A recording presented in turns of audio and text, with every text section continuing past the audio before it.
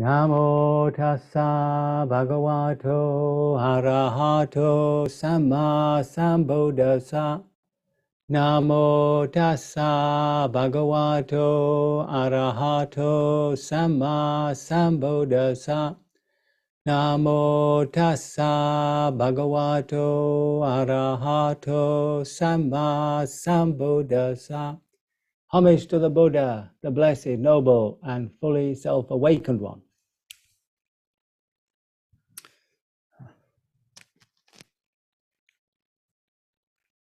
Sorry, I'm just looking for my little bit of paper here. Okay. I just thought that September's a sort of beginning for people. You know, it's academia sort of wakes up, schools go back, the summer holidays are over, and usually people about this time think about what they're going to do during the autumn and winter. So start joining courses and hopefully going to meditation groups.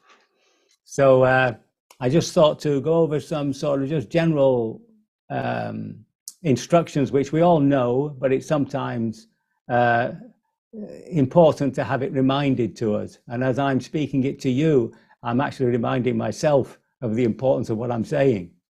So the first thing, of course, is good sleep. And you really have to sort of wind down at the end of the day. I mean, you've got to give yourself half an hour. It's no good coming off a Netflix horror film and throwing yourself into the bed, or coming off social media, for heaven's sake. Oh my goodness! And then expecting yourself to have, you know, a deep sleep. So really, if you can just find that half hour before you intend to sleep, you can do anything. You can do, you know, metta practice, meditation, read something which is calming, something which is inspiring, listening to music, not heavy rock, just more like some spiritual music, something that's calming.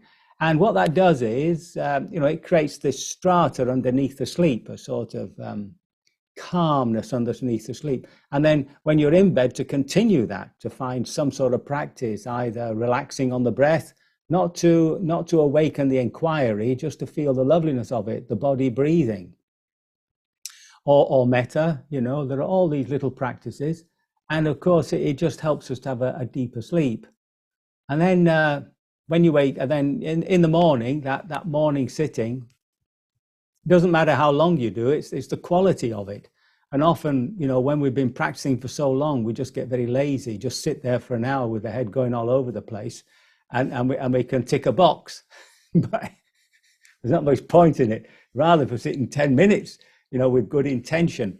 So I always think it's good practice, you know, when you finally decide to sit, just to stay there for a minute and just think about the worries, concerns, the planning, the excitements that you expect during the day. Because the Satipatthana discourse actually begins by putting aside those things, you see.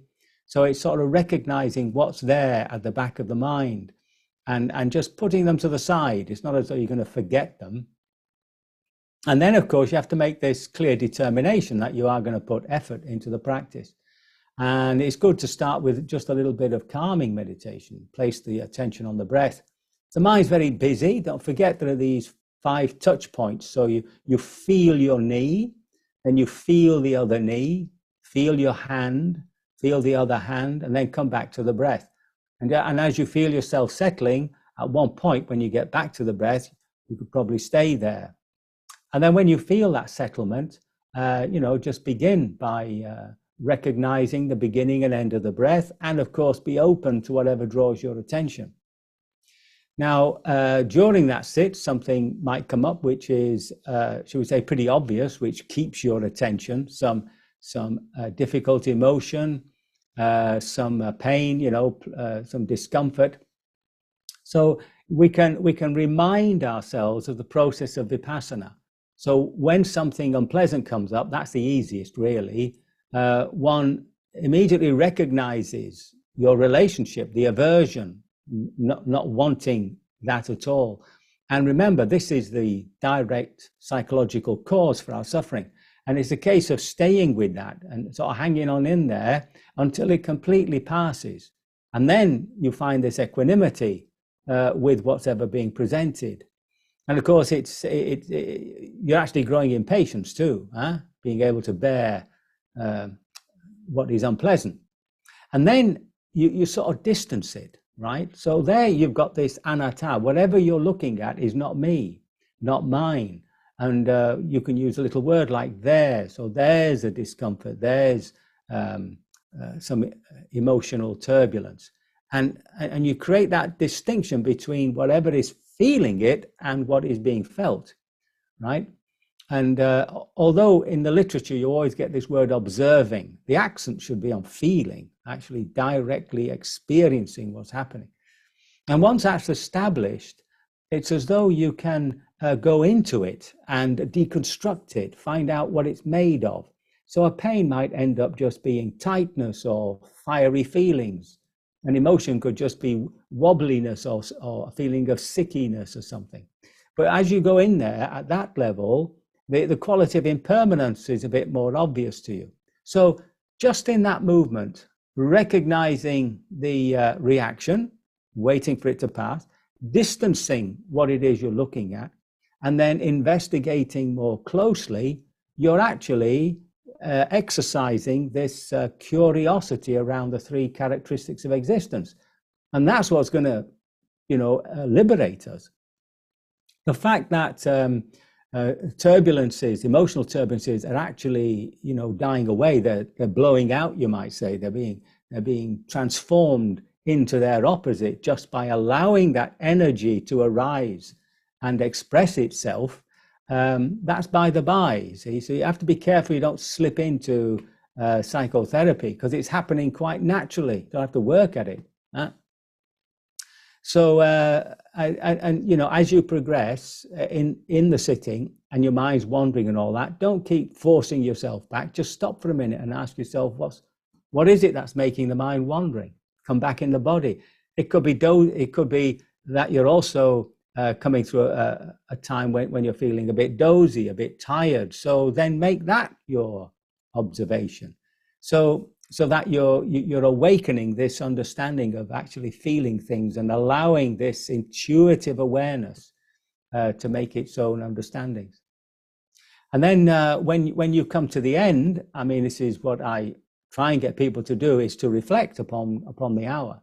And don't forget, if you've really made the effort, doesn't matter whether the mind's been wandering all over the place, it's the effort to come back and restart. Then, we ought to congratulate ourselves. An extra biscuit. And if you thought, well, you could have done better, well, you have to encourage yourself, right? It's no good, punching yourself on the nose. What's the point of that? So, and then after that, to make some resolution. So it could be, if you didn't feel you were so committed to being in the present, just make that resolution. Next time, I'll really make that commitment. And if there was a part that you felt you really were, highly investigative and the mind was break, so encourage yourself, right, I've got to get there next time.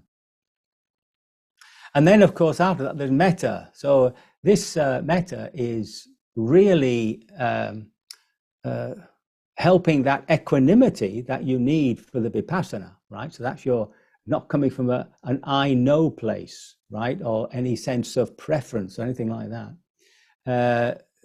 And it's sort of undermining the possibility of its corruption into its what we call the subtle enemy, which is indifference, aloofness. It stops you sort of engaging. So it's really important that the metta is practiced after any vipassana sitting.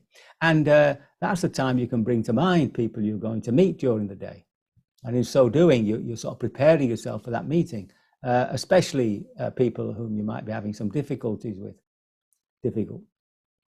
So those two things are important, yeah? And then, make that decision to go, to try and feel at ease during the day. Keep coming back to just relaxing into the present moment.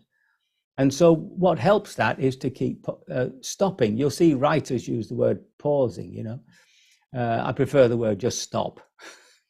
just stop and just catch what it is that you're that you're developing sometimes unknowingly, like a little irritation, a little anxiety, whatever's there, you know, a little excitement, you know, and just allow it to drop. Keep coming back to that level of contentment, because that's where, you know, we'll find that ease with living. If you're always a sort of ahead of yourself, either because you're anxious about something or because you want to do something, then it's just a sort of waste of energy, really. So if we make that effort just to stop and just come back to a place of ease, you'll see that it tends to support mindfulness, but it also saves so much energy, because, you know, this emotions and stuff, they really draw upon our energy. And then to develop this affectionate awareness, that's why we, you know, go through the discourse on loving kindness at the end of this session, because what the Buddha's inviting us to do, I mean, encouraging us to do, is to develop an affectionate awareness. So the awareness is, of course, being bright, being awake to what's actually happening. And the affectionate is referring to a general attitude in the heart of kindliness. See? So even now, as you're listening to me and as you're seeing me, you can actually develop a nice attitude of kindliness towards me. And it would make me feel so much better to know that so many people are beaming this lovely kindness towards me. Well, I mean, if you have that as a general attitude, which you've developed as a general attitude, you can see it. It calms situations. It just undermines anybody who might be a little miffed with you or something like that. But it's also good for us. I mean, it creates this lovely feeling of an inner gentle happiness. So put those two words together. It's not just mindfulness, it's affectionate mindfulness. You know, mindfulness with kindliness, you know. I mean, that's one of the things the Buddha says that we should do. We should look at each other with kindly eyes, you know. And then see if you can find some time in the day, you know, to spend just 5 minutes, 10 minutes, just being with yourself. And then finally, when you get to the evening, when coming back from work or the day out or whatever, just to sit down somewhere and recollect the day. And if you find the mind wanders a lot when you're doing that, you can always write it on a bit of paper. And as you go through the day, you can see where you've been skillful, where you could have been more skillful. Yeah. And that sort of reflection is very helpful, because it slowly wakens us up to certain habits that we'd like to, you know, be rid of, and certain habits that we'd like to develop. You know, having been brought up a Catholic, you know, we were always told in the evening to have an examination of conscience. That's how they put it. So we always thought, oh my, you know, I better get to confession pretty quick. But I mean, it's a good thing, you know. You just go through the day, recollecting what's happened, and it just makes you more aware of yourself. That's all. And then, of course, to try and do some sitting. Doesn't matter how long, you know. Doesn't matter how long. 5 minutes, 10 minutes before you eat. I mean, you know, doing it after you eat is miserable. You just fall asleep. So it's okay. So and then you've got the evening. You see. You know, with more energy. So these are just sort of basic reminders, you know, on how to sort of go through the day gently, at ease.